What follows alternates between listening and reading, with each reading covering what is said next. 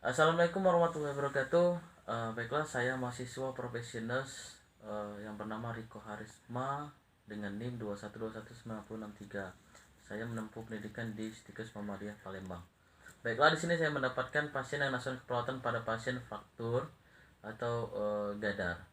Baiklah, di sini saya akan menjelaskan pathway dari laporan kasus saya sendiri. Yang pertama adalah etiologi, trauma langsung atau tidak langsung, patologi fraktur terbuka atau tertutup.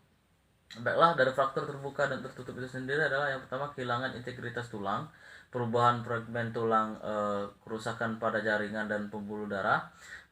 Yang kedua adalah fraktur terbuka, ujung tulang menembus otot dan kulit. Kemudian dari gangguan-gangguan itu sendiri adalah yang pertama adalah gangguan rasa nyeri atau gangguan rasa nyaman. Dari fraktur terbuka atau ujung tulang menembus otot dan kulit, itu bisa jadi gangguan integritas kulit. Kemudian dari gangguan integritas kulit sendiri, kuman mudah masuk. Kemudian risiko yang terjadi adalah risiko tinggi adalah infeksi. Dari gangguan fungsi organisasi distal atau perubahan fragmen tulang, kerusakan pada jaringan dan pembuluh darah akan menjadi gangguan mobilitas fisik. Dari kehilangan integritas tulang, ketidakkestabilan posisi fraktur apabila organ fraktur digerakkan, mungkin akan dan terjadi gangguan rasa nyaman nyeri. Baiklah, dari kasus ini sendiri adalah laporan dari terjadinya pada pasien Tuan M yang berusia 42 tahun mengalami tabrakan dengan mobil lain saat mengendarai mobilnya. Kemudian pada saat kejadian Tuan N ditemukan dalam keadaan posisi pingsan. Tugas menemukan adanya darah dan daerah perut. Ternyata ada luka robek pada perut sepanjang 8 kali 1 cm, disertai adanya jejas seluas 10 kali 6 cm dan 7 kali 5 cm. Kemudian Tuan M sadar ketika dikeluarkan dari kendaraannya. Kemudian setelah itu pasien ditemukan ada terjadinya fraktur pada tungkai bawah kiri bagian atas, tanpa membengkak dan ditemukan luka robek. Dari identifikasi dari pasien ini sendiri, asuhan perawat pada Tuan M dengan multiple trauma di ruangan IGD di rumah sakit. Pengkajian dilakukan pada tanggal 6 Juni 2020 hari Sabtu jam 9 pagi. Data diperolehkan dari pasien atau dari keluarga, perawatan pasien di kesehatan lainnya dengan metode autonomienes dan aloenemenes. Identifikasi pasien bernama Tuan M, usia 40 tahun, jenis kelamin laki-laki, pekerjaan swasta, pendidikan SD, alamat Palembang Jakabaring, agama Islam, tanggal masuk rumah sakit tanggal 6 Juni 2020. Diagnosa medis yang saya angkat di sini adalah fraktur tungkai bawah kiri bagian atas, yaitu fraktur bagian femur. Keluhan utama dari pasien ini sendiri adalah nyeri pada tungkai bagian kiri bagian atas karena ada di diagnosa atau terindikasi pasien ini terjadinya fraktur bagian tungkai atas bagian bawah femur. Riwayat dari kesehatan pasien itu sendiri adalah riwayat kesehatan sekarang Tuan M dibawa ke GD dengan terpasangnya infus oksigen karena kehabisan, hanya terpasang infus NaCl 0,9% langsung pada sebelah kiri menggunakan infus set. Pada saat di IGD pukul 4 waktu Indonesia Barat, Tuan M kembali pingsan dengan tekanan darah 100/60. Kemudian heart rate 96 kali per menit, tekanan nadi lemah, dan pernapasan RR-nya 28 kali per menit.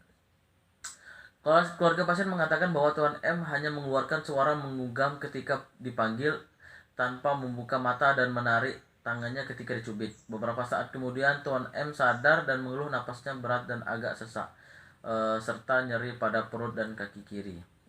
Riwayat penyakit dahulu, pasien mengatakan sebelumnya tidak pernah masuk rumah sakit dan tidak pernah ada riwayat penyakit yang lebih dari ini. Pola kehidupan sehari-hari pasien itu sebelum masuk rumah sakit ya seperti biasanya beraktivitas ya, apalagi sehat seperti biasanya. Kemudian setelah sakit, keluarga pasien mengatakan bahwa kesehatan itu mahal, harganya tidak jadi keluarga akan merawat Tuan M. Baiklah, langsung saja kepada dari analisa perawatan pada pasien Tuan M. Pada Tuan M, yang pertama adalah nyeri akut. Pasien mengatakan nyeri pada luka tungkai kaki sebelah kiri dengan skala nyeri 6 dengan etiologi agen-agen ini menyebabkan cedera fisik. Baiklah, dari DO yang pertama adalah tungkai. Pasien mengatakan tungkai sebelah kiri nyeri jika untuk dibergerakkan. Nyeri seperti tertusuk-tusuk, tungkai sebelah kiri menempel. Skala nyeri dari pasien ini adalah skalanya 6, nyeri terus menerus, berhenti saat posisi enak dan tidak digerakkan. Pasien tanpa menahan sakit. Ekspresi wajah pasien tanpa tegang. Tanda-tanda vital dari pasien sendiri adalah tekanan darahnya 100/60 dan nadi 96 kali per menit. Suhu badan pasien 30,67 derajat Celcius dan pernapasan 28 kali per menit. Pasien tanpa takut bergerak kaki kirinya. Yang kedua adalah hambatan mobilitas fisik, kerusakan neuromuskuler dan muskuloskeletal. Pasien mengatakan takut untuk bergerak dan nyeri pada tungkai kakinya sebelah kiri. Pasien mengatakan kaki kirinya sulit digerakkan karena kalau digerakkan terasa sakit. Pasien tampak bed rest, posisi evaluasi tungkai. Pasien tampak lemah. Pasien tampak takut bergerak dalam aktivitas. Pasien dibantu oleh keluarga dan perawat. Yang ketiga adalah kerusakan integritas kulit. Pasien mengatakan terdapat luka pada tungkainya. Imobilisasi. Yang pertama, tampak adanya luka pada tungkai kiri. Daerah luka tampak kemerahan dan bengkak. Baiklah, prioritas masalah perawatan itu sendiri yang pertama nyeri akut, yang kedua hambatan mobilitas fisik, yang ketiga kerusakan integritas. Dari diagnosa itu tersendiri, nyeri akut berhubungan dengan agen-agen yang menyebabkan cedera fisik, luka insisi pada pasien. Yang kedua lah hambatan mobilitas fisik berhubungan dengan kerusakan neuromuskular dan muskuloskeletal. Yang ketiga adalah kerusakan integritas kulit berhubungan dengan imobilisasi. Baiklah, intervensi yang dilakukan. Yang pertama adalah setelah dilakukan tindakan perawatan selama 3x24 jam diharapkan nyeri berkurang atau hilang dan kriteria hasil skala nyeri 2-3. Ekspresi wajah santai dan tenang, tekanan darah dalam batas normal, pasien tanpa rileks. Yang ketiga, kaji tingkat nyeri dengan standar VQ-RST. Intervensi dari NIC itu sendiri, ajarkan dan dorong untuk manajemen stres, relaksasi napas dalam, injeksi imajinasi, sentuhan terapeutik, monitor tanda-tanda vital, observasi keluhan utama pasien dan keluhan pasien. Atur posisi yang aman dan nyaman untuk pasien, pertahankan imunisasi pada bagian yang sakit. Ya, rasional di sini untuk mengetahui perkembangan kesehatan klien, mengurangi nyeri dan pergerakan.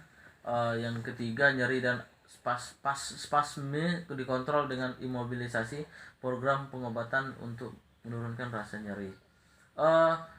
Kemudian yang kedua, range of motion dari pasif dan aktif.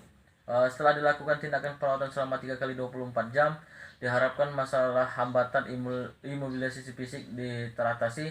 Dengan kriteria hasil, kemampuan imobilisasi pasien meningkat, pasien menjadi tidak takut untuk bergerak, pasien mampu beraktivitas secara aktif, pasien mampu beraktivitas menggunakan tidak menggunakan alat bantu. Kemudian dari NIC itu sendiri, pasif aktif bantu dan dorong pasien untuk melakukan aktivitas perawatan secara bertahap, secara berlahan, beri bantuan dan menggunakan alat gerak, kolaborasi dengan ahli fisioterapi dan melatih pasien. minimalkan nyeri dan mencegah salah posisi. Rasionya adalah posisi elevasi mengurangi edema, meningkatkan kekuatan otot, modulasi menurun komplikasi. Baiklah, yang ketiga adalah setelah dilakukan tindakan 3 kali 24 diharapkan tidak terjadinya kerusakan integritas kulit. Dengan kriteria hasil, pasien mengatakan ketidaknyamanan hilang, pasien mencapai proses penyembuhan secara maksimal dengan cepat. Baiklah, dari implementasi itu sendiri, pasien telah melakukan tindakan dengan memiliki perubahan secara bertahap dengan keluhan rasa nyeri yang berkurang dan imobilisasi pergerakan tubuh yang mulai membaik. Dan yang ketiga, integritas kulit yang alhamdulillah bertahap mengering dan menyembuh. Dari kasus ini sendiri dapat disimpulkan bahwa pasien dalam tahap proses penyembuhannya telah dilakukan dengan tindakan efektif dan maksimal dilakukan oleh perawat Riko Harisma. Baiklah, di sini Riko Harisma telah selesai melaporkan tugas Osoka yang bernama Riko Harisma dengan NIM 2121963, perawat profesional dari Stikes Muhammadiyah Palembang. Assalamualaikum warahmatullahi wabarakatuh. See you, goodbye.